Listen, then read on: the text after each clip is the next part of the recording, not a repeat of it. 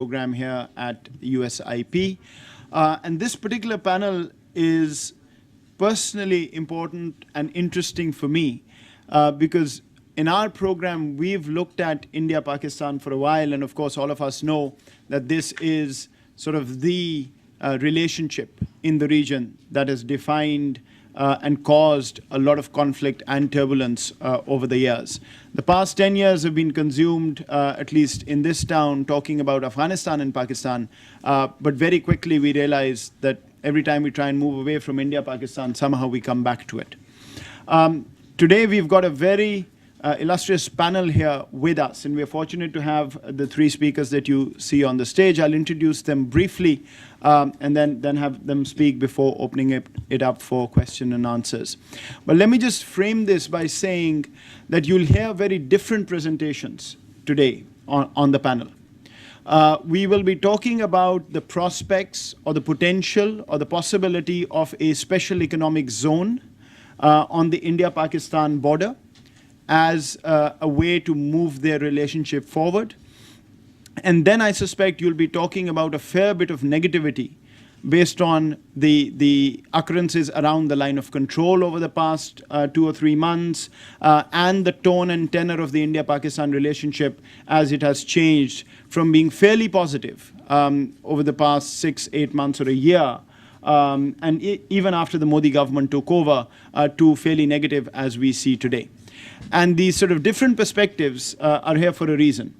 USIP, our South Asia program, had actually supported a study a year ago to look at the feasibility of a special economic zone between the two sides. There was a fair bit of interest in both capitals about this particular initiative. And that's how good we thought the relationship was, and that's where we thought it was heading. Within a year, I'm forced to now have two panelists who've promised me that they're going to excite you with some reality check, or at least I'm forcing that upon them. So we'll get this diverse perspective on this relationship. Let me very quickly introduce the panelists in the beginning, and then we'll have them speak on the issues that I've just mentioned, and then we'll have a conversation around this. Going first would be Dana Marshall, who serves as the founder and president of Transnational Strategy Group. He has over 3 decades of experience in international business, energy, commercial, financial, and foreign policy issues, a long-term US Department of State official before he moved into the private sector. And he is the lead on the special economic zone study that I mentioned, and he'll be talking about that. We've then got Dr. Siddique Wahid, who comes from J&K in India, currently a senior fellow at the Center for Policy Research in New Delhi. Before that, the founding vice chancellor of the Islamic University of Science and Technology in J&K, and also has taught at University of Jammu. I've known Siddique for a number of years as somebody deeply committed to peace in Kashmir and working across the line of control between India and Pakistan and with New Delhi on everything that occurs and is important for J&K. And finally, we'll have Sadanand Dhume, who's based at the American Enterprise Institute here. Again, somebody I've known for a number of years. He writes very regularly, has a column in the Wall Street Journal, is a well-known name when it comes to affairs on India and US-India relationship. So let me stop here and turn to you, Dana, to take it on.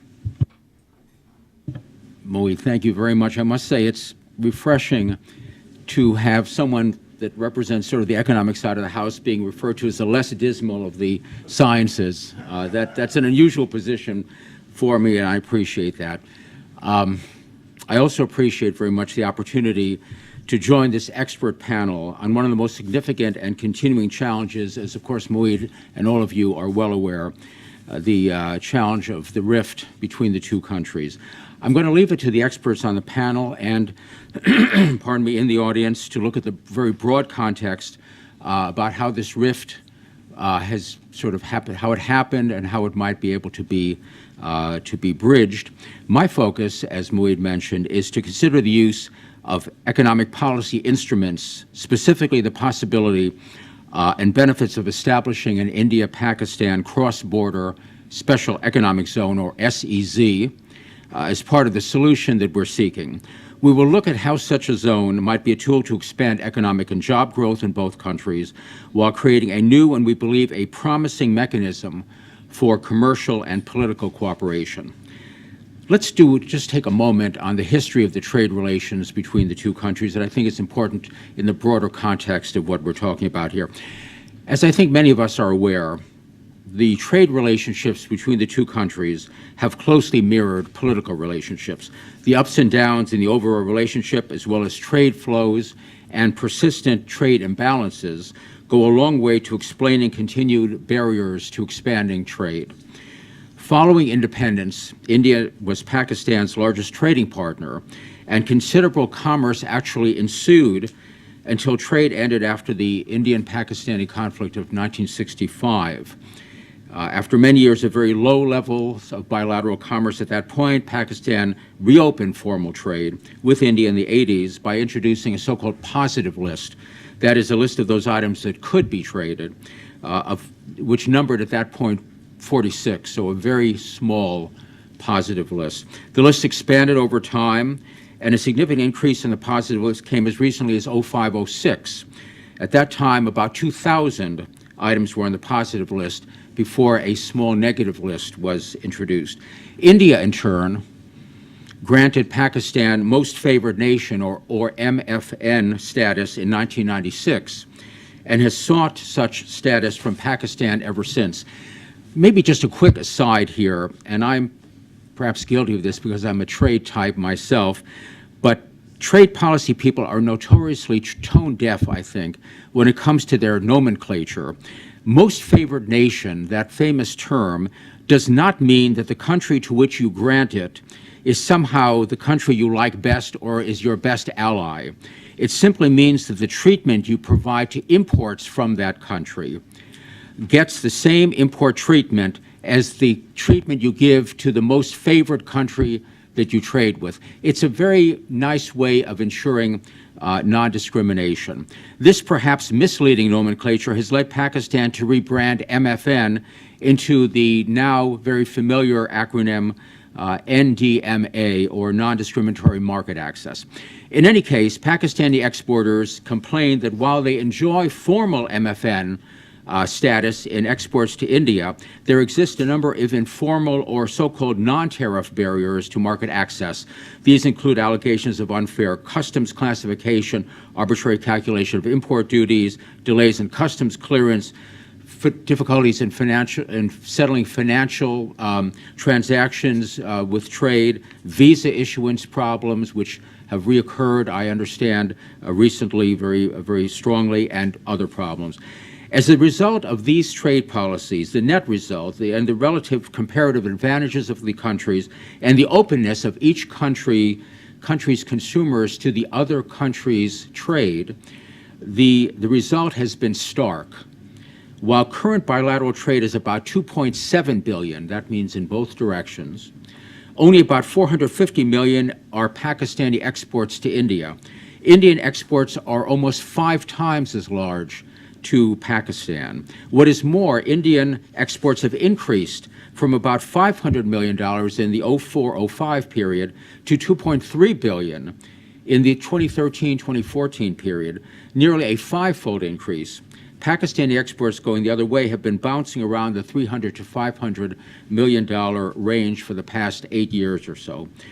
So while bilateral trade talks have been in the freezer for the past year or so, recent news reports may indicate some movement, and I'm going to be anxious to hear from colleagues here if there's anything to this. According to Pakistani news reports over the weekend, their commerce minister told the Senate, quote, Pakistan may grant NDMA status to India. The new deal will protect our business interests. I think we've heard these sorts of things in the past. We'll see if anything comes from them now. Of course, only time, as we say, will tell if there is follow-through. But it is clear that trade barriers, even in the most favorable political circumstances, are in all probability impossible to remove in the short run. One of the many barriers to enhanced commercial cooperation might be termed, and we call this in our report, and incidentally, our report, for those of you who are interested in plunging into it in more depth, can be found on our firm's website, www.transnationalstrategy, all one big word, .com, transnationalstrategy.com. The reciprocity trap, where each side insists on parity before being able to move forward. So now getting to the SEZ, that's a bit of sort of overall background, the trade picture and kind of where things are in the trade negotiation. It was in response to this current seemingly frozen picture that our firm had suggested to Moeed some time ago of a novel approach that might be examined across the two nations, the possibility of establishment of an industrial zone or a special economic zone, which would physically exist on the border at some point, and I'll get to that in a moment. Such cross-border special economic zones, though never examined formally in the India-Pakistan context, are not new at all. In fact, they've been successfully established between countries both with histories of war and also simply with histories of wanting to expand commerce because of the benefits that an SEZ of this kind can offer. They're continuing today to generate real economic and political benefits. What do I mean? A couple of examples before we get to the India-Pakistan very quickly.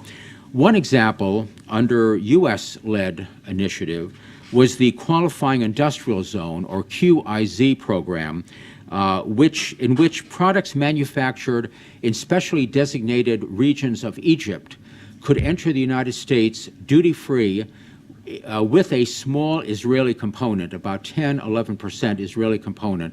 That is an enormous benefit because a lot of what is being produced in these QIZ zones are textile and apparel, and for those of you who are familiar with the U.S. tariff system, those products will rank as the highest dutiable products. So tariff-free entry into the United States for those products is a very valuable benefit. Even during the most tense period of Egypt-Israeli relations during the Morsi period, the QIZ program was going strong, and I would argue was perhaps the only real remaining tie between those two countries. Everybody from Cairo to the Muslim Brotherhood to the Israeli Prime Minister's office realized the danger in monkeying around with a program that directly hires over 100,000 Egyptians, and with all the rest of the connections that those 100,000 have. Another very quickly example is in the Koreas, the Kaesong Industrial Park.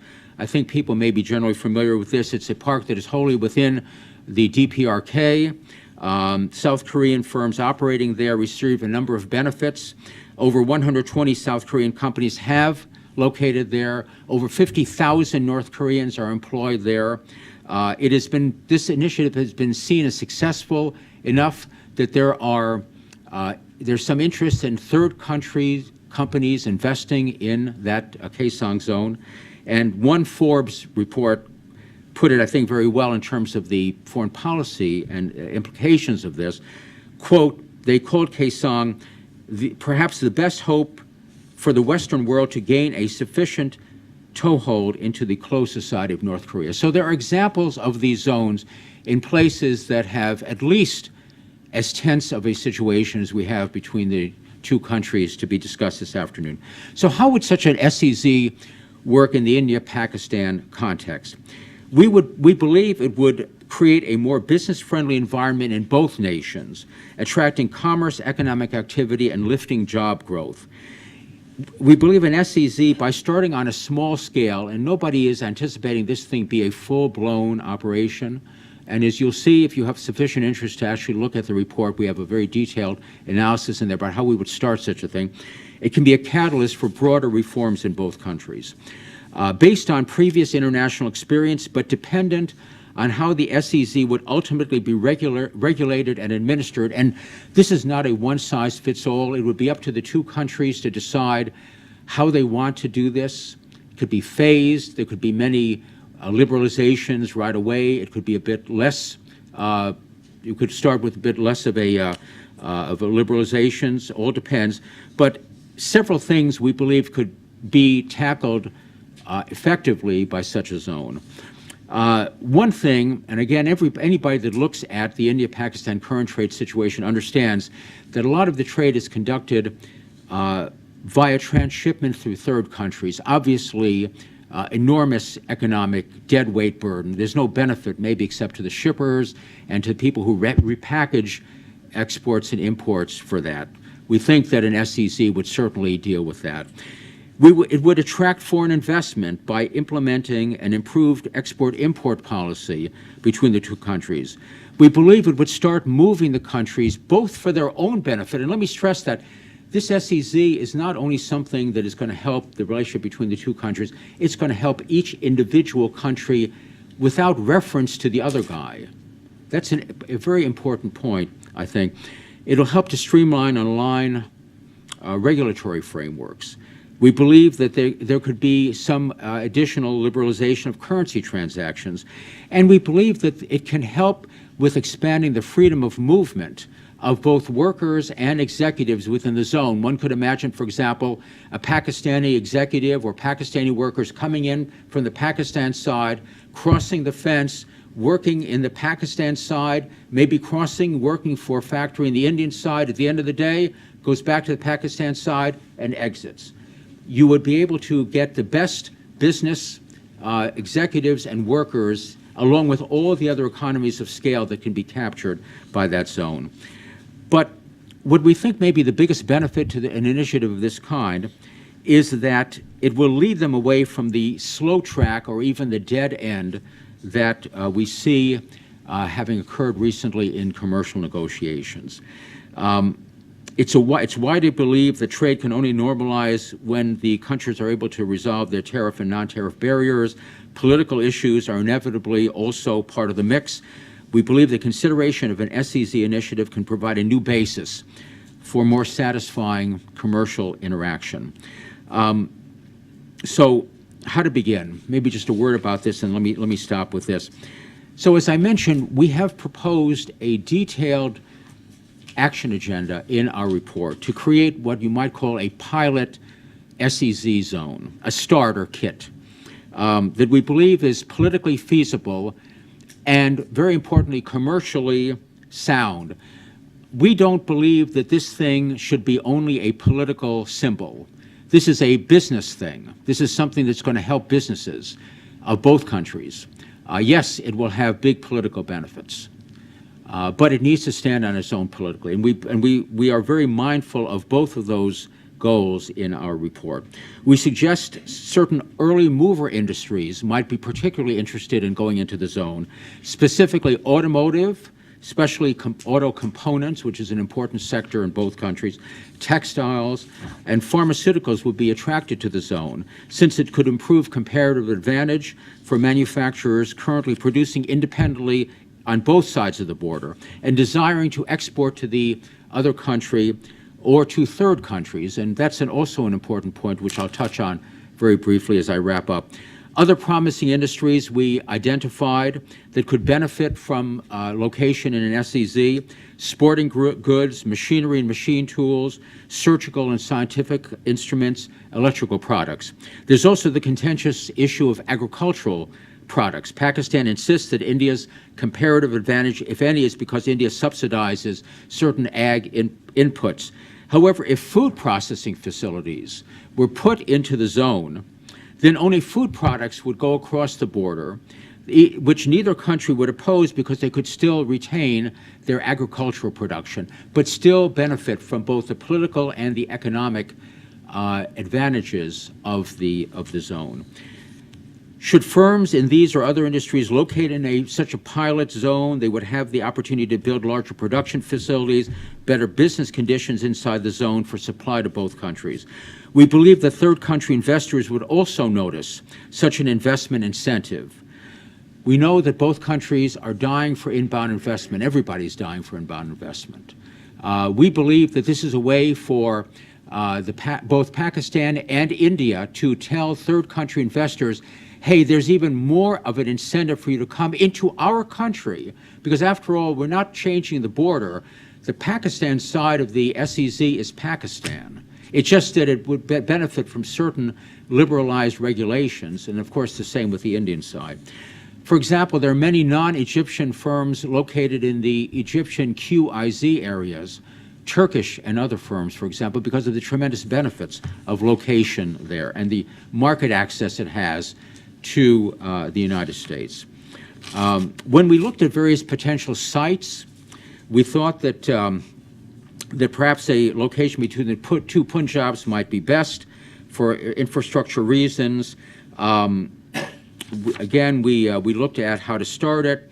Let me just conclude with one of my favorite expressions that I think is appropriate here.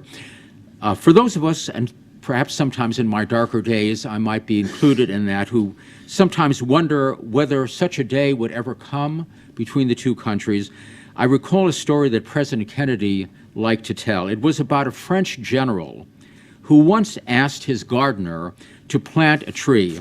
The gardener objected that the tree was slow growing and would not reach maturity for 100 years. The general was then reported to have replied, "In that case, there is no time to lose. Plant it this afternoon." Thank you. Thank you, Dana. Thank you. The only thing I'll say is that when we were conceiving this and thinking through this idea, it seemed far less futuristic than it does today. But such is the tenor of India-Pakistan relations. Siddiq. Thank you, Mohit, and thank you for inviting me to come and speak today. And thank you very much, Dana. I enjoyed it. I enjoyed listening to you, and I am ever hopeful that something like that does come to the table. Having said that, I must say that a similar idea, if not exactly the same idea, was suggested about a little over a decade ago in a cross-LOC line of control discussion that we had, where it was said that maybe a zone of meeting between the two sides of the line of control in Jammu and Kashmir should come and meet there and make it into a temporary sort of free economic zone and sort of thing. And it was, of course, I mean, at that time, it didn't look very good. Even when it was suggested, very little attention was paid to it. But since then, we've had almost a precursor to this in something called the cross-LOC trade thing. And I must report to you that it's fallen flat on its face since it was started as a political move by the government, by the Congress and the PDP government in Jammu and Kashmir, and both for economic as well as for political reasons that felt so. So, and in fact, in J&K, the state of J&K in its entirety, we've often suggested that why don't you look at Jammu and Kashmir as a whole as a free economic zone, and it might provide a solution that sort of, would be tenable.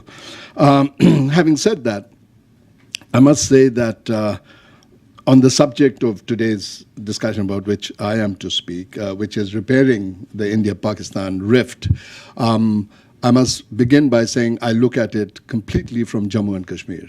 Not from Delhi, not from Islamabad. And that is the perspective that I'll be put. And how does it look from Jammu and Kashmir? Very skeptical. And pessimism bordering on cynicism, and although I tend not to try and be. And the reasons for this, I think, are simple. One is the youthfulness of the two major countries involved, which is India and Pakistan. I know historians in India have talked about a 5,000-year history and so forth, but we know that India is 65 years old, basically, which was handed over by the British. And I think that this has a telling effect, at least from the point of view of Jammu and Kashmir. It makes us philosophical in our approach, saying that let the two countries mature in their foreign policies, in their looks at, how they look at various aspects of their policies, whether it be foreign, domestic, economic, social, etc. I think the other thing that makes me very skeptical of this whole thing is the growing politics of identity in the nationalism of the two countries. I don't really need to speak too much about this. I think Pakistan, we all know, is seeing very difficult times, and we're completely aware of it from where we stand in South Asia. I don't know where it's going, but it's an identity that where religion has taken front and center, over the last 2 decades or so, or more, in fact. In the case of India, it also seems to have lurched very dramatically towards an identity that is going to be religious in nature. And do you then have in mind some sort of a, sort of clash of regional civilizations taking place? What is it? I mean, I don't even want to go there in terms of trying to analyze it and talk about it. But where we come from, that is from Jammu and Kashmir, it looks like that's the drift, and that is then we're looking at 2 fairly large status quo states adopting positions that are antagonistic, and what does that mean? Antagonistic based on identity, deep down. No matter how much talk about economics and the importance of economics and so forth may apply to that case. And I think that also is, as I said, cause for some degree of skepticism. And the third, of course, sort of aspect that informs the skepticism is the nuclearization of India and Pakistan, and not just nuclearization. I don't know. I mean, I think it's the nuclear sort of race has sort of become a very esoteric sort of discourse, and all I know is if you blow up big. In a situation like that. So, but what we look askance at in South Asia is the growing arms race between the two and the sort of military-industrial complex that we used to hear about in the 60s and 70s.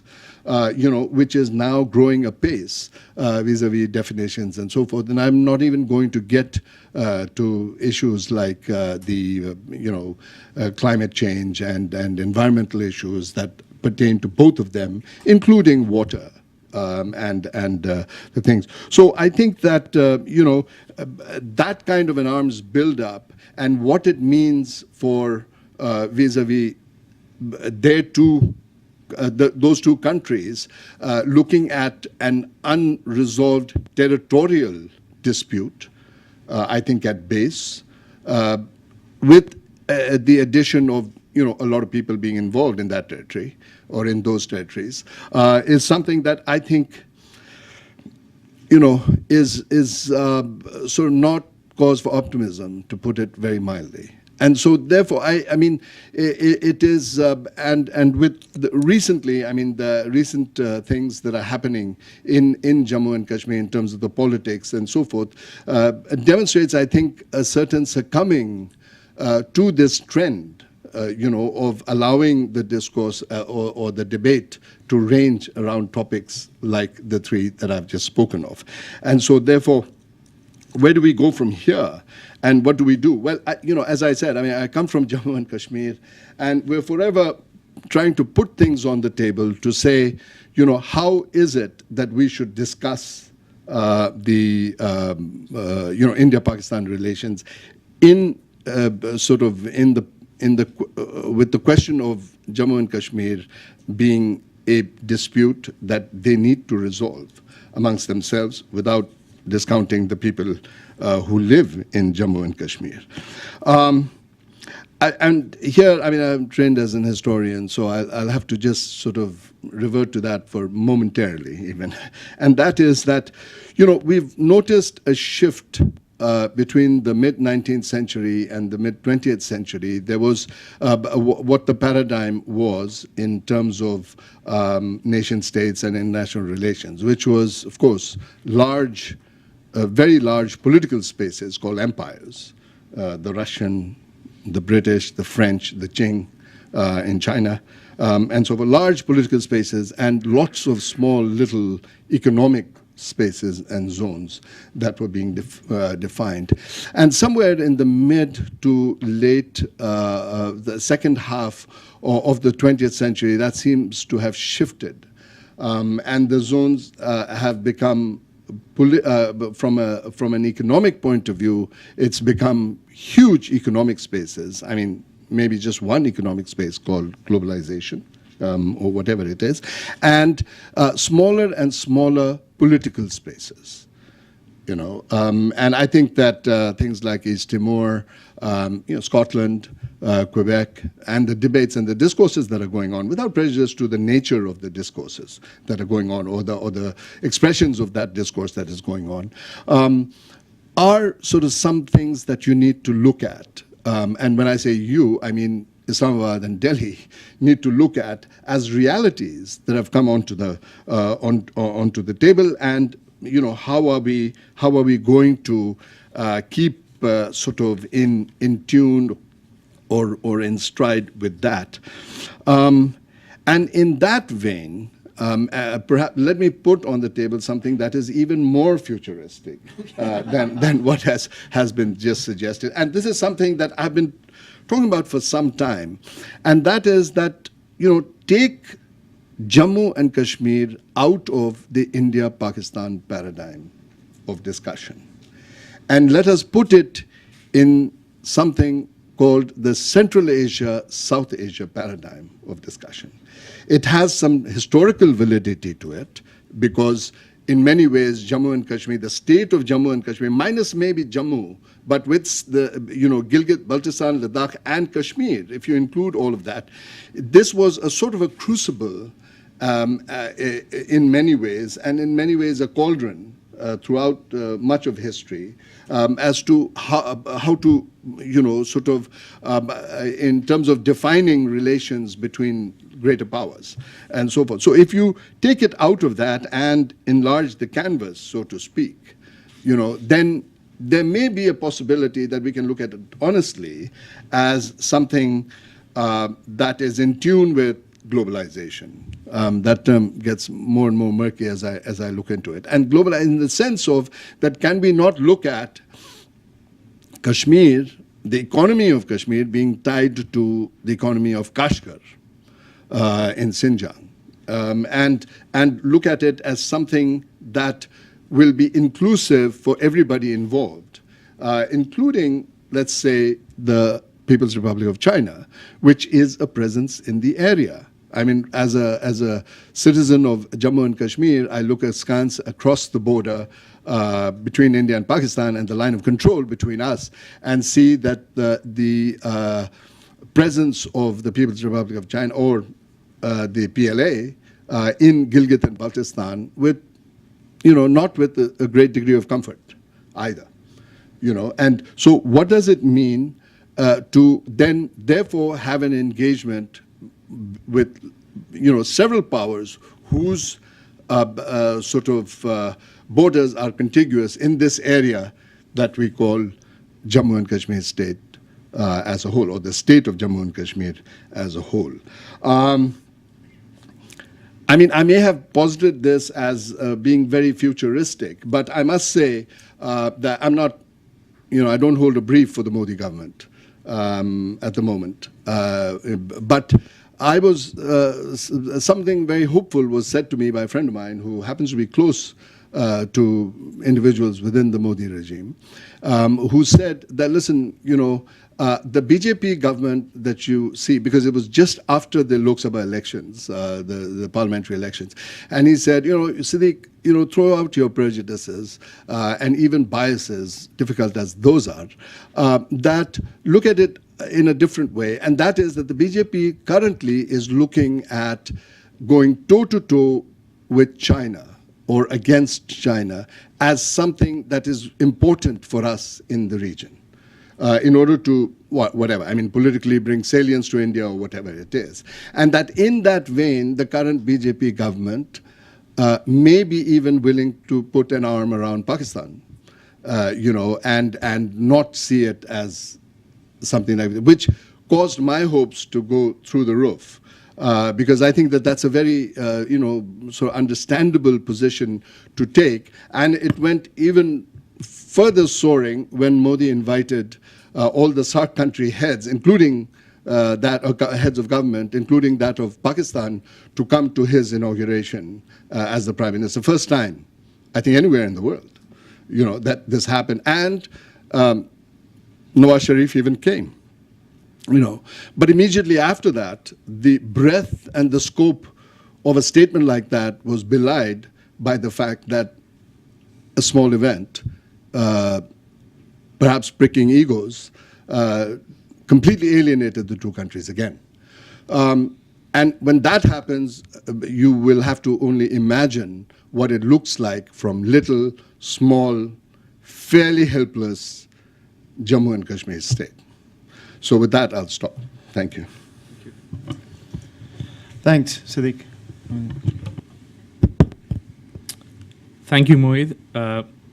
When I came here this afternoon, I was a little bit worried that I was going to be the downer, but thanks to... But I have to say thank you to Dr. Wahid for taking that, or for sharing my burden. That said, I'm not going to be optimistic, but you'll be sort of, that's the bad news. And the good news is that even though I'm also skeptical, at least for the moment, about the trajectory of India-Pakistan relations, I have different reasons to be skeptical, so I won't be repeating your presentation.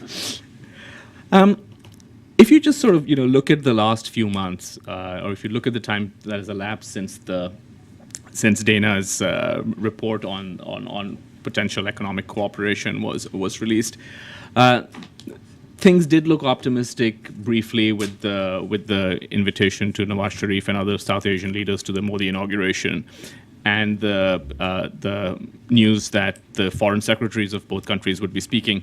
But since August, it's been downhill. The foreign secretary level talks have been cancelled.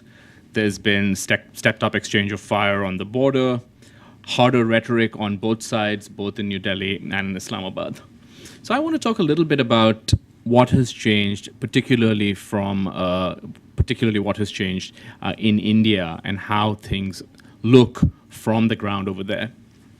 And I guess in a nutshell, what I'm going to do is dwell upon the political changes and changes in outlook and my read of how this Indian government views Pakistan, Kashmir also, but more broadly Pakistan policy, because I think that really is why the conversation we're having today is quite dramatically different from, say, the conversation we would have had a year ago. Now, the Modi government was elected mostly to fix the economy. So if you tracked his speeches, you would see that over and over, the single biggest issue that was raised was the idea of development, growth, jobs, and so on. But that wasn't the only reason it was elected. There's also always, through the same speeches, there was a second theme running, which was not Pakistan-centric, but it was the idea that Modi would restore pride in India.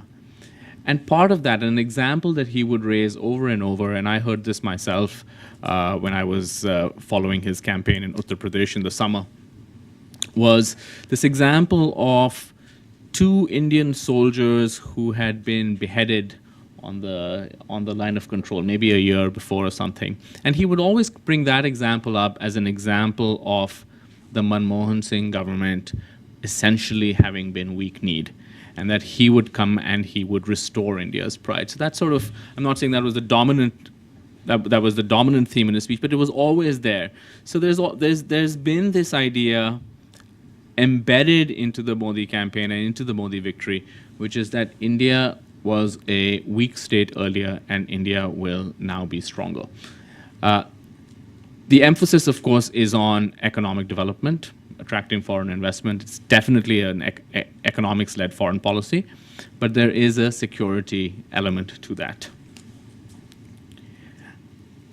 On security, I would say that if you had to sort of sum up the Manmohan Singh philosophy, it would be turn the other cheek.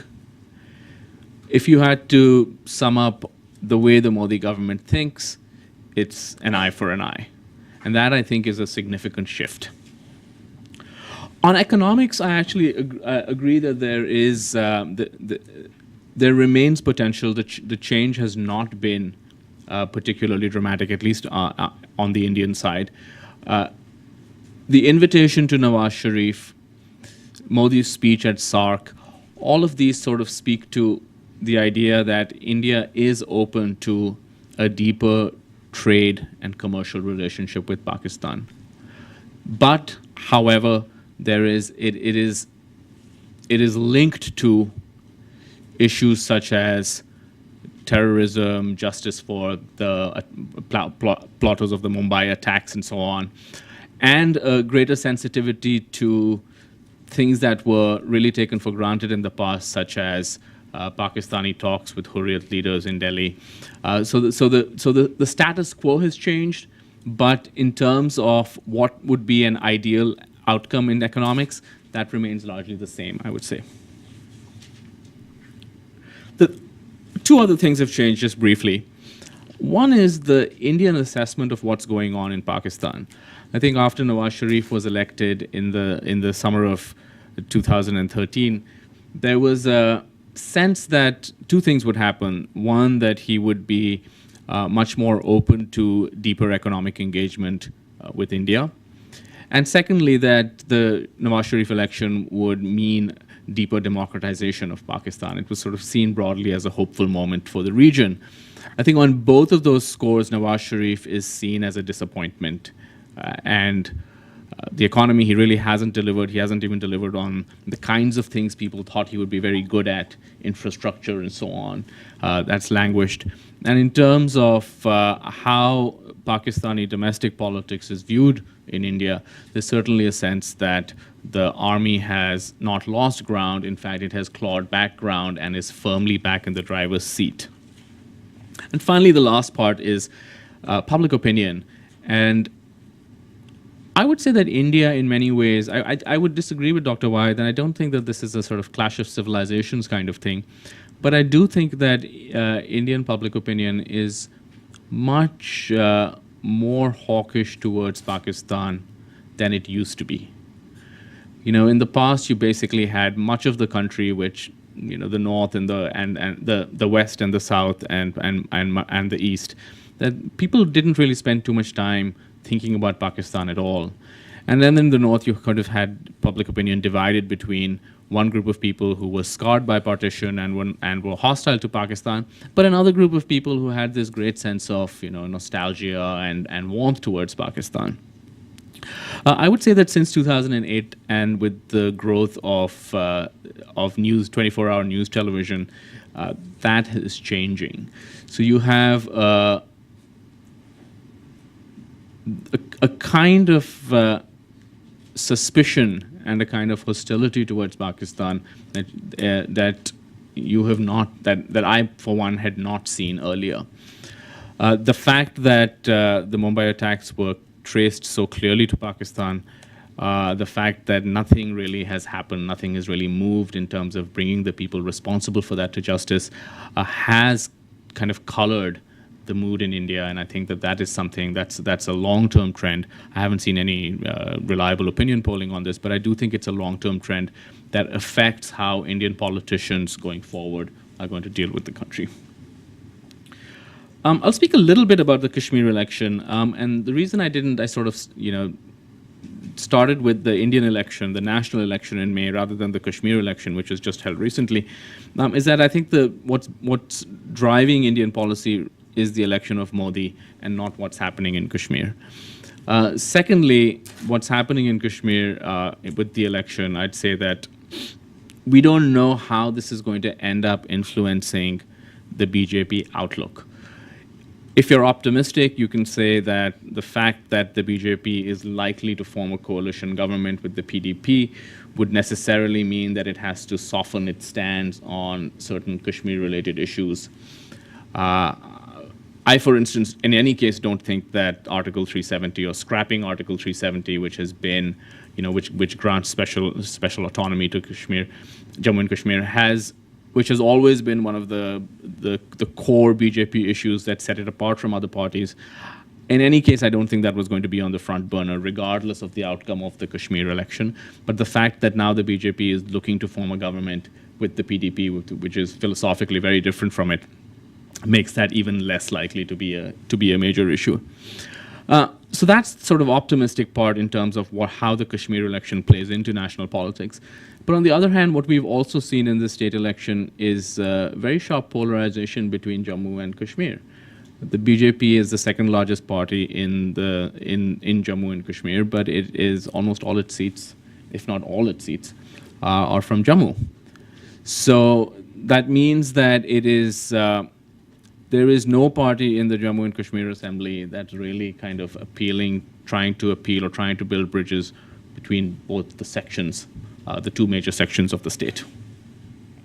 So what this means, just to quickly sum up, I'd say there is a new normal in terms of how India sees Pakistan. It's still willing to pursue a version of the so-called Gujral doctrine, which would be, which is, India should strive to be, because it's the bigger country, it should strive to be more generous. This government, in my estimation, will still pursue that with the smaller countries in the neighborhood, with Sri Lanka, with Bangladesh, with Nepal, but not with Pakistan. I think with Pakistan, there is definitely a sense that the previous government was not strong enough, and that now it's time for a correction. This lowers the odds of a sort of talks restarting anytime soon. It also increases the risk of escalation, but I don't think the goal over here is escalation. It's very clear that the Modi government is focused first and foremost on the economy, on attracting investment and so on. So the last thing it needs is any kind of serious escalation with Pakistan.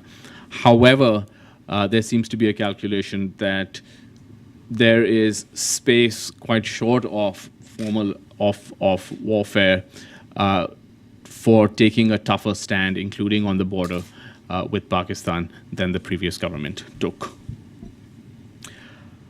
I'd say in terms of the way forward, coming back to Dana's excellent presentation, I think the way forward really does lie in economic cooperation. I think that if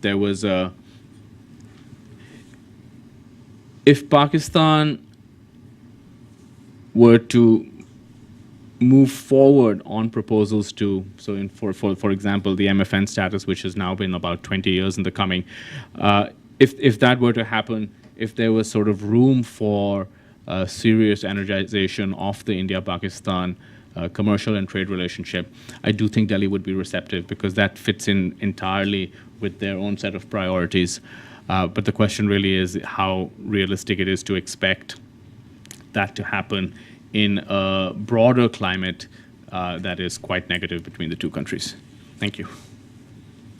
Excellent. Thank you to all the panelists. Before we open up, I want to see if any of you want to react to anything you've heard on the panel.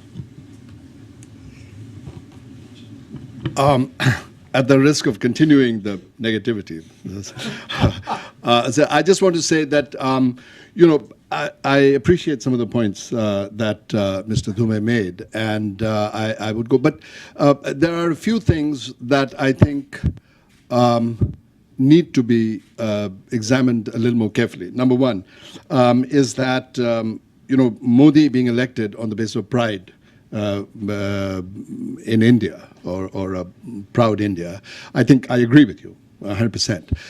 But the example that you gave of responding very hard to Pakistan is also, I couldn't agree with you more on that. But it is uneven when the response is only to Pakistan and not, for example, to a country like the People's Republic of China, where there is also a border dispute, where I think, acknowledged but not officially so, a lot more territorial aggression has taken place, incursions, call it incursions, occupation, whatever.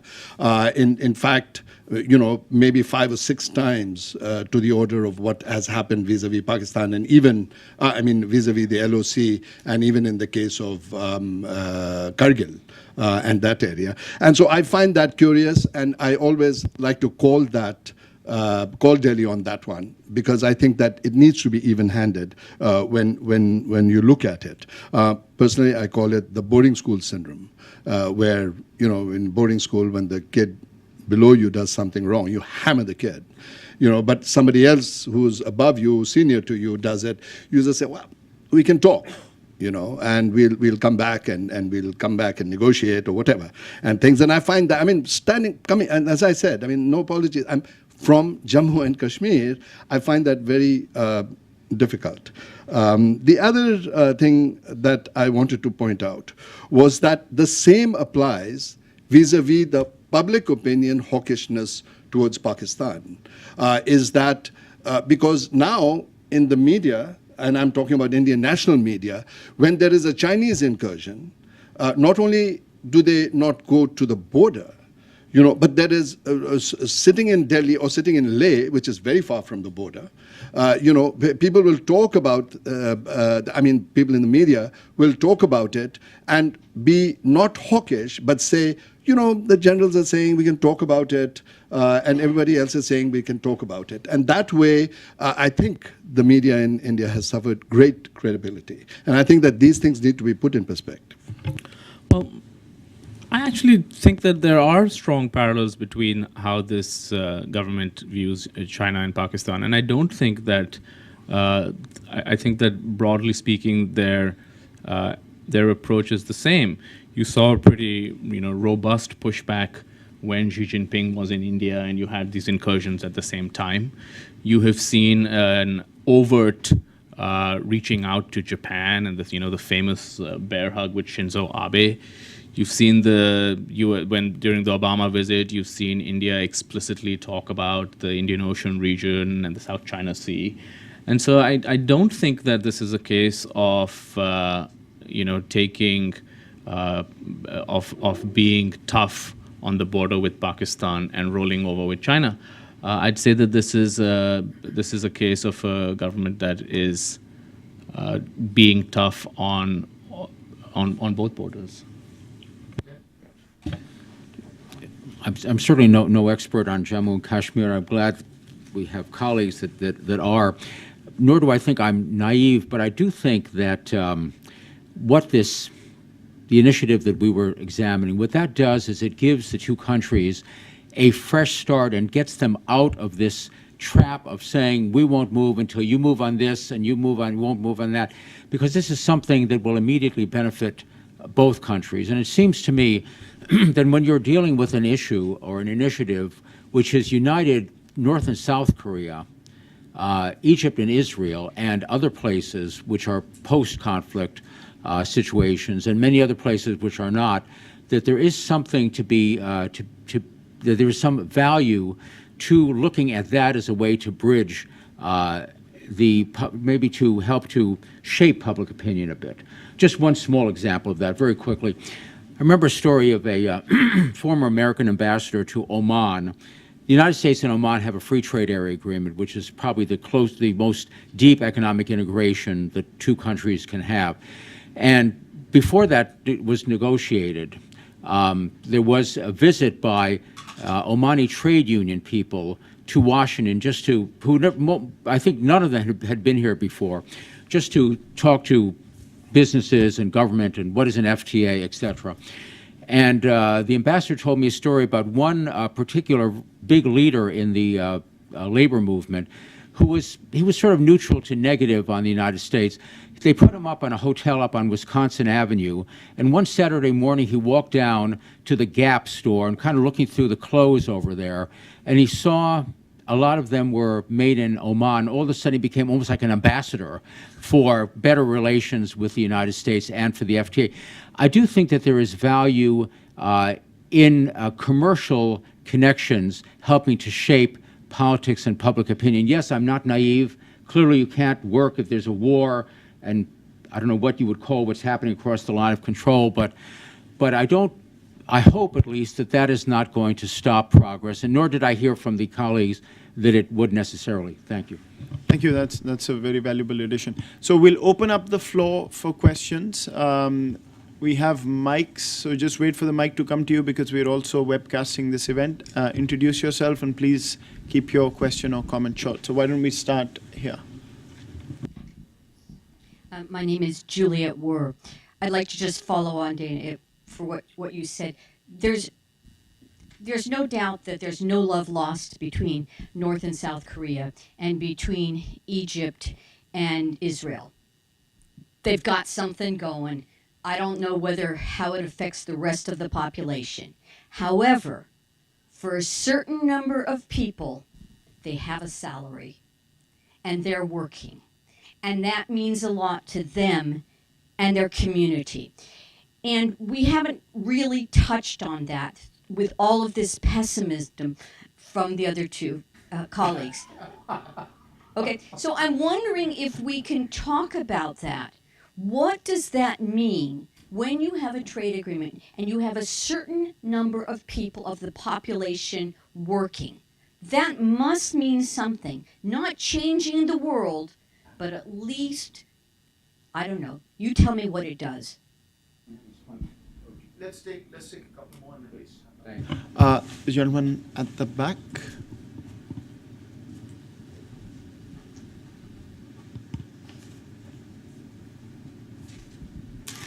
Paul Lundberg. Oftentimes in the past, when Pakistan government attempts to make an improved relationship with India, something militarily happens, like Kargil or the recent line of control. The assumption often is that the military in Pakistan feels that its position is threatened. In your analysis on the design of an economic zone, was there anything specific that was designed into it to enhance the role of military corporations in making money and continuing to improve their role in the country?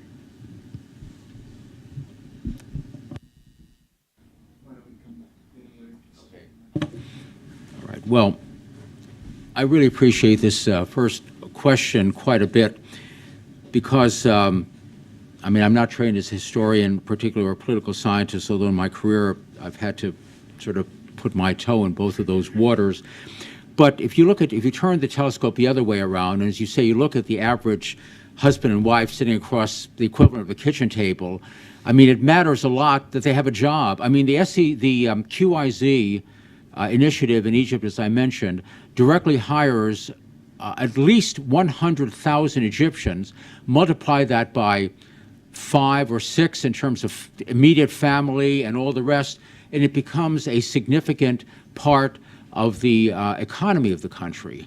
And that's why even Morsi and his people dared not touch that. Do you think they wanted to have Israeli components coming in there when some of them were saying that they should march on Jerusalem? I don't think so. But they realized that this is an important thing, and they did not want to screw it up. So I do believe that there is value. I do believe that when a person has a job, that it's going to change a lot. And I do believe that there is solid economic evidence. Again, there's not the time in this session this afternoon, but please do look at that paper, and there's a tremendous amount of literature on this subject.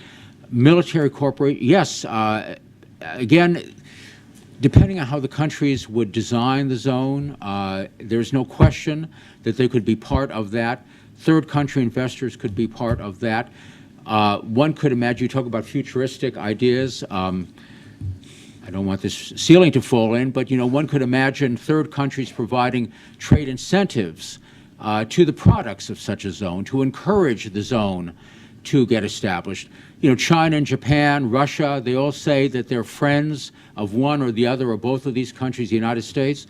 What if there were some trade preference for some limited number of products produced in that zone? There's a lot of ideas that are out there. None of them are, they've not been tried and put to, I was not aware of the history of the Jammu Kashmir, but frankly, that's not an area that we looked at for the zone. We thought the best place would be between the Punjabs, because of existing infrastructure and because the team that we assembled to do this report believed that the provincial/state level government people would be supportive, and as has been noted, the business communities of both countries, I think, are there. Thank you.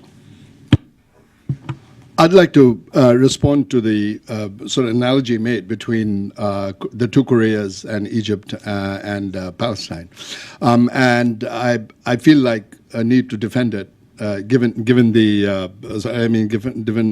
my position on it.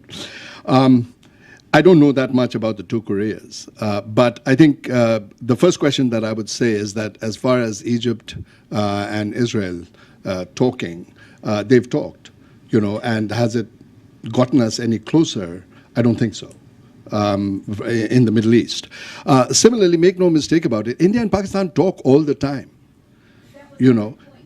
Oh, sorry. The point was Yeah. that it doesn't matter if they're not talking. The fact is you've already got established an economic presence where people are working.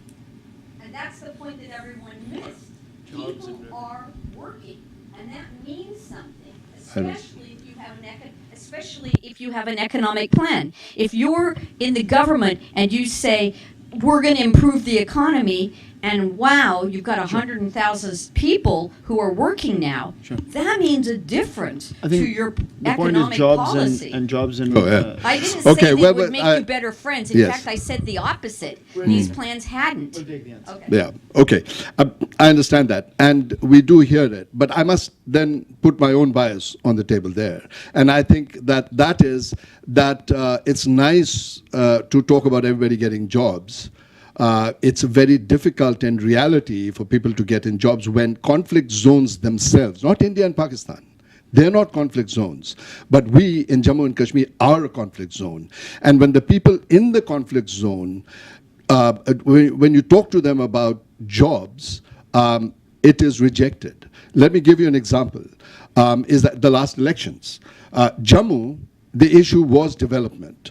And Jammu has developed incredibly in the last 20 years. During the insurgency in Kashmir, as in the valley, I'm not talking about now within the state as well.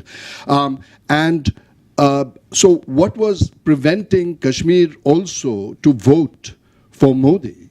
The BJP put in a lot of effort, a lot of rhetoric into Kashmir. Not a single person was voted in from the BJP. On the plank of development, jobs, economics. Not only that, but out of the 24 odd candidates, 23 lost their deposit, which, let me translate that into meaning that they didn't get enough votes to have any credibility on the map whatsoever. So people do not, economics is very nice to talk about when you have a job. When Sadiq Wahid has a job, he can talk about it, But when you're worried about what your future is going to look like, and I'm not going to dramatize it and say, as it was true 10 years ago, whether I'm going to be able to come back alive into my home or not, jobs take a secondary position, and so does economics. I'll respond really quickly to that, and then we can move on. On the Israel-Egypt comparison, I know we've sort of been quite skeptical about peace prospects immediately, but I don't think the relationship between India and Pakistan is similar. What you do have between India and Pakistan, even now, despite things having changed, is a great deal of cultural warmth, not among everybody, but among many people. So I'll give you one quick example. All the most popular soap operas on Indian TV are Pakistani.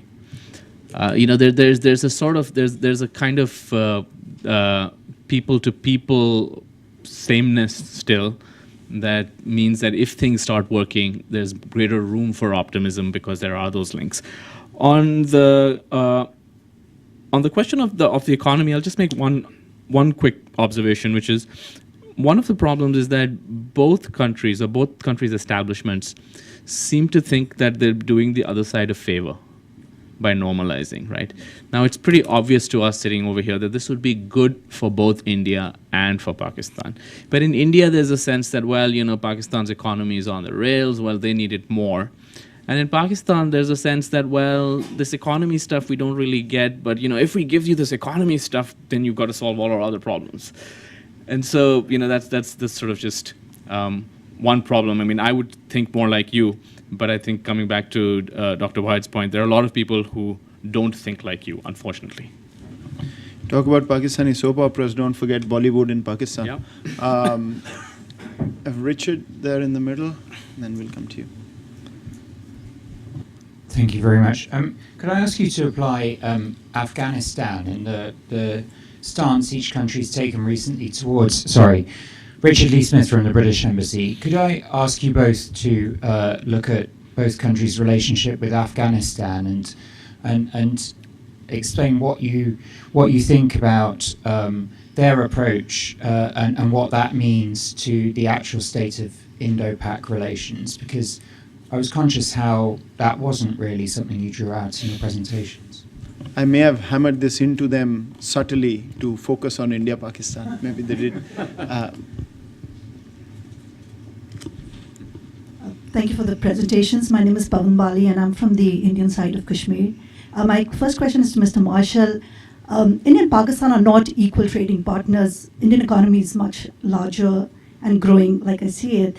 And do you think that could be one of the challenges to these SEZs, that if we establish them, and how could we overcome that challenge? And my second question is to our pessimistic speakers. Ever since we have a new prime minister at the center, the feedback that I've got is that power is very personality-centric in Delhi.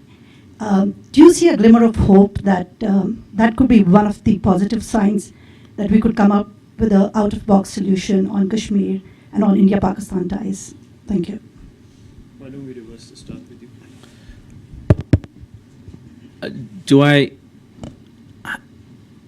Yes. I mean, I guess theoretically, if you have a very powerful leader, who has more room to be creative, and it's certainly also true to use the old, Nixon goes to China cliche, that in general a BJP leader in India has more room to negotiate.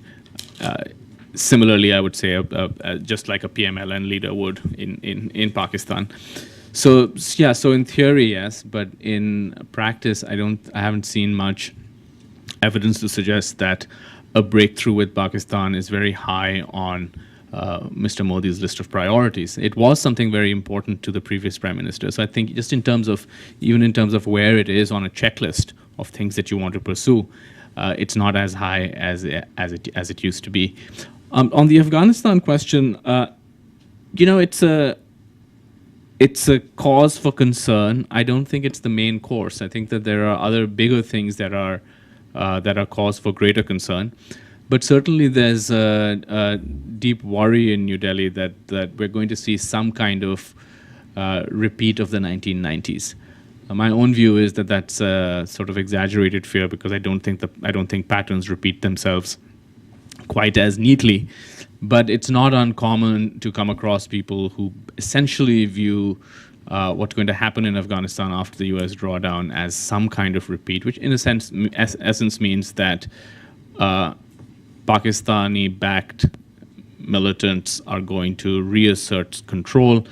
The security situation in the region, particularly in Jammu and Kashmir, is going to head south as a result of that. So that's certainly something that's very high up on India's list of concerns, and it's something that is raised repeatedly, for instance, in US-India talks. On Afghanistan, as far as India's stand on Afghanistan is one of the most puzzling to my mind. The standard line in Delhi is that we have a definite interest in Afghanistan because it is a neighbor. Obviously, someone hasn't looked at the map, because there's a piece of real estate between you and Afghanistan which is called Pakistan. There's a problem here, and I think that is something that I thought I was being naive, because I don't come from an IR background or security studies background. So it's puzzling, and I think it speaks to what national egos can do, and that's where we get into tough terrain. Is that how do you handle this? How do you handle the fact that they fight over a peak that nobody even knows where it exists, called Siachen, and spend millions and billions of rupees and dollars, trying to keep it or argue over it? How do you do that? And from a people perspective, it's puzzling. And I have always sort of also said, somewhat hopelessly, that if you look at a map, you will see that Jammu and Kashmir abut. Another argument that Delhi makes is that we also will get access to Central Asia through Afghanistan. And my argument on that is, again, look at a map, and if you see Jammu and Kashmir, it abuts Central Asia. And if you two guys can resolve it, then maybe there's some level of cooperation, economic, political, social, etc., historic, for that matter. It is. So I don't know. I mean, it speaks again to the fact that, the problem between them is a result, and which is what makes it, I think, very complex, is historical idiosyncrasies, legal ambiguities where Kashmir is concerned, and political inequity, all rolled into one. And I think that this is something.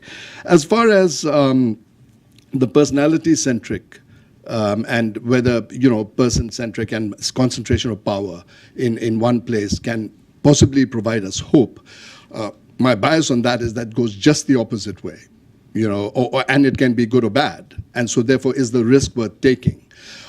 Because that personality-centric and person-centric is called a dictatorship. When Israel and Egypt started to talk, there was a guy called Anwar Sadat, fairly strong hand there, and then his successor, we don't even have to talk about, in terms of the dictatorial power. So I think that it's complicated. And also in the case of India, look at Vajpayee. It was very personality-centric, and look where it got us, at the end of the day. Let me respond to that. Very good question on India is so much bigger than Pakistan. How does this work? That argument is raised from time to time, although honestly it's raised a lot less frequently now, because the relative benefit the countries are going to get through economic integration is really not much a function of the size. If that were the case, Mexico would not have dreamed up the idea of NAFTA. At the time that it was proposed, the Mexican economy was maybe 4% of the U.S. economy. Today, Vietnam would not be dying to get into the Trans-Pacific Partnership with the United States. The United States economy is enormous compared to Vietnam. It's a matter of what kinds of products, the specializations there, the kinds of benefits that could be provided.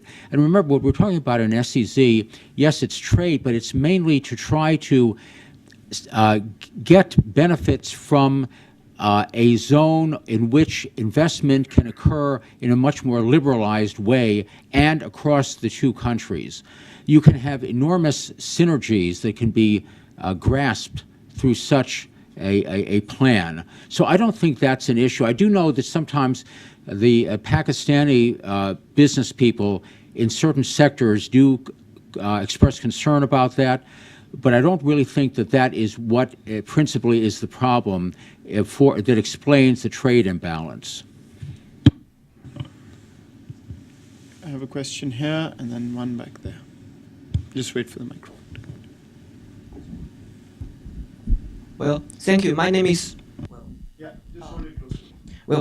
Victor Huang, and I'm from China. So, excuse me if I think this question too naive, but I think that this problem is not just merely worldly. So, I think the reason why India and China could act in terms of negotiation is because they have no conflicts in such sections like faith or religions, so that they could act applies to the classic geopolitical some kind of theories. But the problem between Pakistan and India is somewhat different because they have conflicts in faith in religions, and that the conflict in religions has led the old India colony to the worst situation that the country can never get to is the separation between the two countries, and I think this kind of conflict still exists today. So I think the Kashmir problem is never a single conflict between the two nations. It should be treated as a larger combat between the Islamic religion and other side, the Hindu or other religions. And I think that after the separation of Pakistan and India, the borders, the frontier of those two countries can be treated as another blurred frontier between the passionate, aggressive Islam and the other side, the same passionate and the same exclusive Hindu. So I think those two countries, as long as their population is religious, can never see those questions very rationally. And through mere SEC or government negotiation, this kind of question can never be handled very well. Thank you. I think that's more a comment than a question, so we'll go at the back, and you'll be the last one.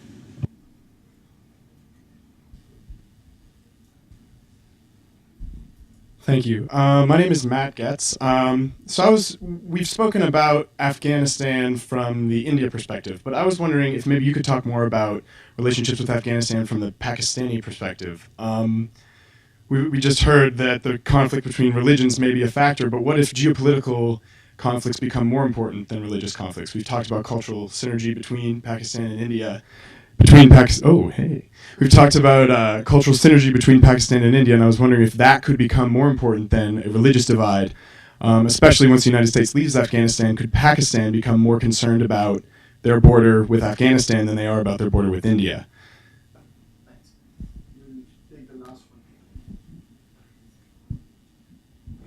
Malcolm Odell. I spent about 13 years in both sides of the conflicts over the last 20 or 30 or 40 years. I'm going back over to Pakistan next month, I think, for a year or so. And I see it in the context of the U.S. Institute of Peace here, that maybe there's a subtext to this conversation that we're not really focused on. There's a certain hopelessness or pessimism at the top level that the leaders are not going to get together, that maybe not even the government's going to look eye to eye. But meanwhile, there's all kinds of informal connections going on, and those have proved tremendously successful in resolving conflicts elsewhere. For example, you mentioned the Pakistani, what do you call them, soap operas, yeah, the Pakistani soap operas. You know that we all know that every Pakistani and Indian that leaves the country and goes anywhere immediately become friends wherever they are. If you go to Dubai and you meet an Indian, he'll take you to a Pakistani restaurant, and the same thing here in Washington, D.C. They've all been friends for years, and they don't see the point of it. Trade is a subtext. Trade is not a subtext. Trade is a track to diplomacy, and I think track to diplomacy is tremendously powerful. And there's another one that I've been familiar with, which is the universities of Pakistan and India. The major universities, many of them founded during the years preceding the Green Revolution by U.S. investment, land-grant universities. Those universities are all talking to each other, and they want to talk more. We designed a program for agriculture in Pakistan that had a component for an Indus Valley initiative that would bring people from both sides, engineers, scientists on water, hydrology, technology, agriculture, and energy together. And those people are doing it now. If we could encourage more of that kind of track to diplomacy, not just commercial, which I think is very powerful, but in other arenas, I think it could be extremely, extremely effective. Let's come back for the last word to the panel. Well, I don't think I could summarize it better than this last comment. Quite frankly, I think that that's absolutely right. I do think that maybe the first comment and the last one in terms of the power of economics to bring these countries together is something that's very important. I'm not naive enough. Nobody should be naive and think that that is all that it's going to take. But there is no question that it can be more fully developed. I've had a chance to work with both Indian and Pakistani businessmen and women, and I can tell you, and everyone in this room knows, that they are world-class people and can do world-class transactions with the United States and with each other and with third countries. I think sometimes there's a part of me that wants the big politicians to get out of the way and let this Track 2 or others to try to move things forward. I, by nature, am optimistic. I defy anybody who's been in IR for his or her career not to be that way. So I do believe that there is value in this. I'm hoping that one day there will be an opportunity to advance the ball on the SCZ, and I look forward to doing so. Thank you.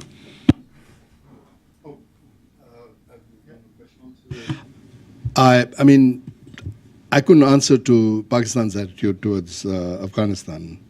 So I will not. But if it's a last word, then I can say from where I stand, in Jammu and Kashmir, I hope and pray every day that these guys in Islamabad and in Delhi will get together and talk through economics, through, kissing and making up. I don't know what it will take, but the sooner they do that, I think the quicker we will be able to see some light at the end of the tunnel, insofar as thus far we are being ignored by both of them and largely by the international community as well. Thank you. I'm going to take the last question. I think it's really interesting, and it's something I've thought about often. You have this, you're right that when, Indians and Pakistanis in third countries are often the fastest of friends. But my view is actually a little bit different. I think that what you need for progress in the long term maybe is less warmth. You need, what you've had, what this sort of this extreme closeness. It almost, it's like it's a family feud, and I actually think that what you need, in fact, is India and Pakistan to kind of have enough people who've just grown completely used to the idea that these are separate entities and they're not threatening each other. Because very often what happens when that Indian and the Pakistani meet is that the Indian response to that warmth is, oh, we're the same. And the Pakistani response is, no, wait a minute, we're not. So it's actually much more complex than what you say, and I think that I'm more hopeful that a younger generation, that you'll still have linguistic commonalities, you'll have culinary commonalities, similar tastes, cricket obsession, and all of that. But I'm hopeful that a younger generation will be less burdened by this kind of intimacy. So I guess we have a slightly different view there. Thank you, Sadhanan. If anybody has any doubts about that, 14th, next Saturday, please show up at either an Indian or a Pakistani gathering watching the Pakistan-India Cricket World Cup match. You'll see the true colors. Trust me. You can enjoy a drink later after the match, but during the match you will see what they really think. All right. Let me just end by throwing out 2 or 3 questions before we thank the panelists. I tend to do this when we end, and sometimes I realize that some of the most basic questions remain unanswered because they're so puzzling. And here, let me just throw out 3 or 4 to end. One, quite honestly, I am still at a loss to understand, Dana, why Pakistan has delayed this MFN, NDMA, whatever, for years and years. Because ultimately, it doesn't lose anything by doing it, probably doesn't gain much, but it's just a diplomatic sort of victory, I think, in some ways. And I cannot, for the life of me, understand what is holding Pakistan back, no matter what India says on this. On the other side, I also, for the life of me, maybe I'm just dumb, but I can't understand why India has cancelled talks on a reason which simply is neither here nor there. Because at the end of the day, I think India looks bad. When there's a conversation going on and you cut off talks, and the question being asked is, why aren't you talking? How are you going to move forward? So I also can't understand that. Third, my pessimism actually stems from something that Sadhanan and Siddiq and Dana seem to think is the optimism here, which is that Pakistan for the longest period tied economics to Kashmir and said, I'll trade when Kashmir is resolved. Now, from what I'm hearing, it seems that India equally ties economics to terrorism. And so first you had one, now you have both who say, well, fix some other problem and then I'll talk trade, which to me at least makes me more pessimistic. Fourth, and I think this is probably the most important, how do you tame the media on both sides? You mentioned the 24/7 media. I'm finishing up a book, and one of my case studies in the book is Mumbai. And I've concluded that Mumbai was not a crisis, but for the media.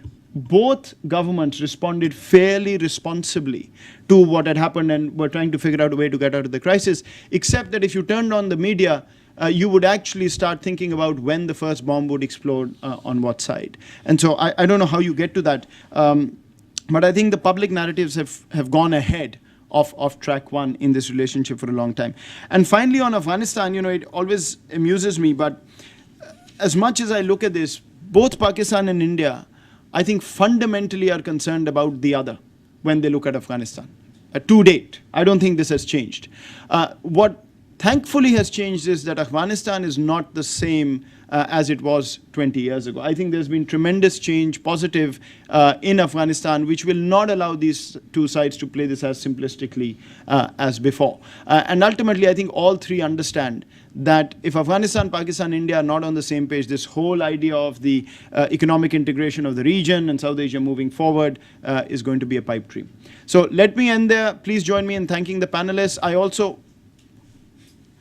want to mention, before you leave us, that on the 18th of February, we are going to have the Pakistani Interior Minister, Chaudhry Nisar Ali Khan, speak here on the terrorist challenge and what Pakistan is doing in the post-Peshawar space. Thank you very much.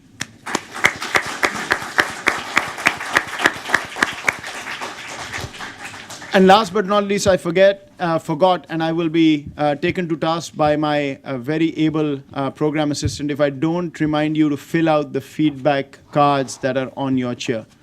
So for my job security, do it. Thank you.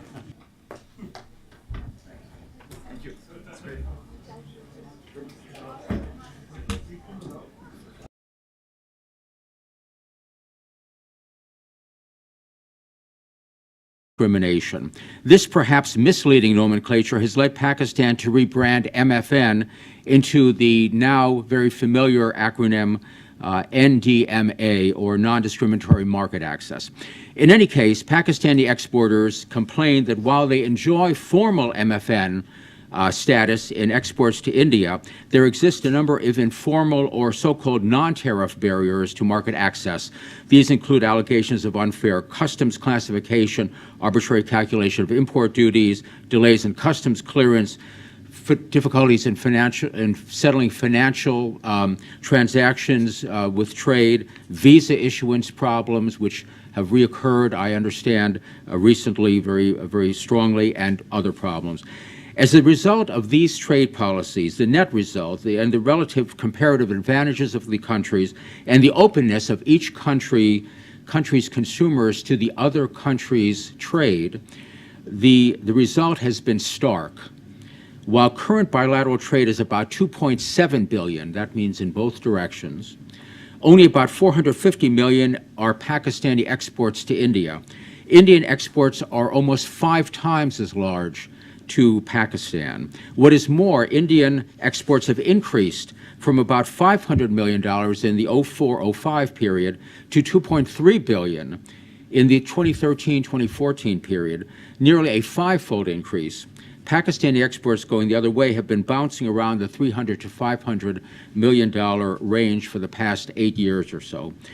So while bilateral trade talks have been in the freezer for the past year or so, recent news reports may indicate some movement, and I'm going to be anxious to hear from colleagues here if there's anything to this. According to Pakistani news reports over the weekend, their commerce minister told the Senate, quote, Pakistan may grant NDMA status to India. The New Deal will protect our business interests. I think we've heard these sorts of things in the past. We'll see if anything comes from them now. Of course, only time, as we say, will tell if there is follow-through. But it is clear that trade barriers, even in the most favorable political circumstances, are in all probability impossible to remove in the short run. One of the issues that I've just mentioned, and then we'll have a conversation around this. Going first would be Dana Marshall, who serves as the founder and president of Transnational Strategy Group. He has over 3 decades of experience in international business, energy, commercial, financial, and foreign policy issues, a long-term US Department of State official before he moved into the private sector. And he is the lead on the special economic zone study that I mentioned, and he'll be talking about that. We've then got Dr. Siddiq Wahid, who comes from J&K in India, currently a senior fellow at the Center for Policy Research in New Delhi. Before that, the founding vice chancellor of the Islamic University of Science and Technology in J&K, and also has taught at University of Jammu. I've known Siddiq for a number of years as somebody deeply committed to peace in Kashmir and working across the line of control between India and Pakistan and with New Delhi on everything that occurs and is important for J&K.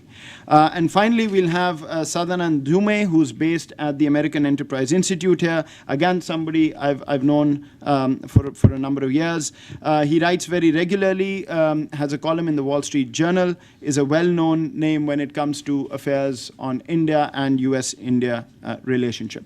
So let me stop here and turn to you, Dana, to take it on. Moeed, thank you very much. I must say it's refreshing to have someone that represents sort of the economic side of the house being referred to as the less dismal of the sciences. That's an unusual position for me, and I appreciate that.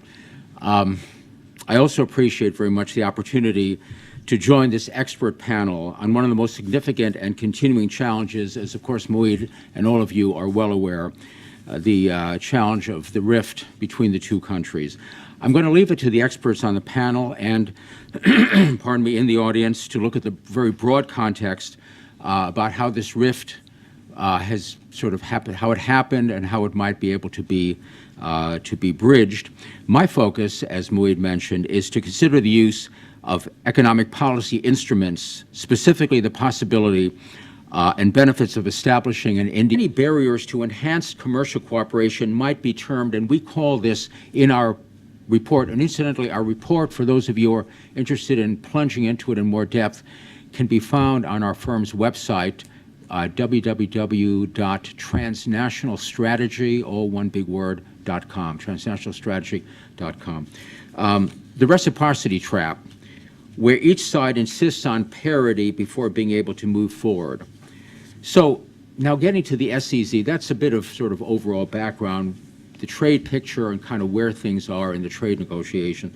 It was in response to this current seemingly frozen picture that our firm had suggested to Moeed some time ago of a novel approach that might be examined across the two nations, the possibility of establishment of an industrial zone or a special economic zone, which would physically exist on the border at some point, and I'll get to that in a moment. Such cross-border special economic zones, though never examined formally in the India-Pakistan context, are not new at all. In fact, they've been successfully established between countries both with histories of war and also simply with histories of wanting to expand commerce because of the benefits that an SEZ of this kind can offer. They are continuing today to generate real economic and political benefits. What do I mean? A couple of examples before we get to the India-Pakistan very quickly. One example under US-led initiative was the Qualifying Industrial Zone, or QIZ program, in which products manufactured in specially designated regions of Egypt could enter the United States duty-free with a small Israeli component, about 10–11% Israeli component. That is an enormous benefit because a lot of what is being produced in these QIZ zones are textile and apparel, and for those of you who are familiar with the U.S. tariff system, those products will rank as the highest dutiable products. So tariff-free entry into the United States for those products is a very program here at USIP. And this particular panel is personally important and interesting for me because in our program, we've looked at India-Pakistan for a while, and of course, all of us know that this is sort of the relationship in the region that has defined and caused a lot of conflict and turbulence over the years. The past 10 years have been consumed, at least in this town, talking about Afghanistan and Pakistan, but very quickly we realize that every time we try and move away from India-Pakistan, somehow we come back to it. Today we've got a very illustrious panel here with us, and we're fortunate to have the three speakers that you see on the stage. I'll introduce them briefly and then have them speak before opening it up for question and answers. But let me just frame this by saying that you'll hear very different presentations today on the panel. We will be talking about the prospects or the potential or the possibility of a special economic zone on the India-Pakistan border as a way to move their relationship forward. And then I suspect you'll be talking about a fair bit of negativity based on the occurrences around the line of control over the past 2 or 3 months and the tone and tenor of the India-Pakistan relationship as it has changed from being fairly positive over the past 6, 8 months or a year, and even after the Modi government took over, to fairly negative as we see today. And these sort of different perspectives are here for a reason. USIP, our South Asia program, had actually supported a study a year ago to look at the feasibility of a special economic zone between the two sides. There was a fair bit of interest in both capitals about this particular initiative. And that's how good we thought the relationship was, and that's where we thought it was heading. Within a year, I'm forced to now have two panelists who've promised me that they're going to excite you with some reality check, or at least I'm forcing that upon them. So we'll get this diverse perspective on this relationship. Let me very quickly introduce the panelists in the beginning, and then we'll have them speak on the issue. Pakistan Cross-Border Special Economic Zone, or SEZ, as part of the solution that we're seeking. We will look at how such a zone might be a tool to expand economic and job growth in both countries while creating a new and, we believe, a promising mechanism for commercial and political cooperation. Let's just take a moment on the history of the trade relations between the two countries that I think is important in the broader context of what we're talking about here. As I think many of us are aware, the trade relationships between the two countries have closely mirrored political relationships. The ups and downs in the overall relationship, as well as trade flows and persistent trade imbalances, go a long way to explaining continued barriers to expanding trade. Following independence, India was Pakistan's largest trading partner, and considerable commerce actually ensued until trade ended after the Indian-Pakistani conflict of 1965. After many years of very low levels of bilateral commerce at that point, Pakistan reopened formal trade with India in the 80s by introducing a so-called positive list. That is a list of those items that could be traded, which numbered at that point 46, so a very small positive list. The list expanded over time, and a significant increase in the positive list came as recently as 05-06. At that time, about 2,000 items were on the positive list before a small negative list was introduced. India, in turn, granted Pakistan Most Favored Nation, or MFN, status in 1996, and has sought such status from Pakistan ever since. Maybe just a quick aside here, and I'm perhaps guilty of this because I'm a trade type myself, but trade policy people are notoriously tone deaf, I think, when it comes to their nomenclature. Most favored nation, that famous term, does not mean that the country to which you grant it is somehow the country you like best or is your best ally. It simply means that the treatment you provide to imports from that country gets the same import treatment as the treatment you give to the most favored country that you trade with. It's a very nice way of ensuring non-discrimination